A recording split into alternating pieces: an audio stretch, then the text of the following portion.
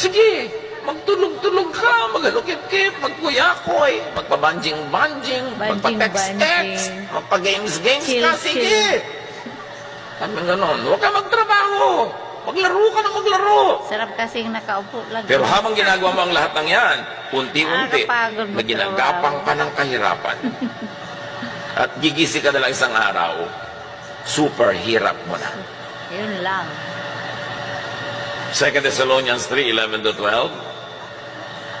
Binanggit namin ito dahil nabalitaan namin may ilan sa inyong ayaw magtrabaho. At walang inaatupag kundi ang makialam sa buhay ng may buhay. Tingnan niyo ang katabi niyo. Mga nasa likod, nasa harap. Tayo ba ito? Sa pangalan ng Panginoon Jesucristo, talagang ginamit na ang pangalan ng Panginoon, ha? Mahigpit naming inuutos sa mga taong ito na sila'y maghanap buhay ng maayos.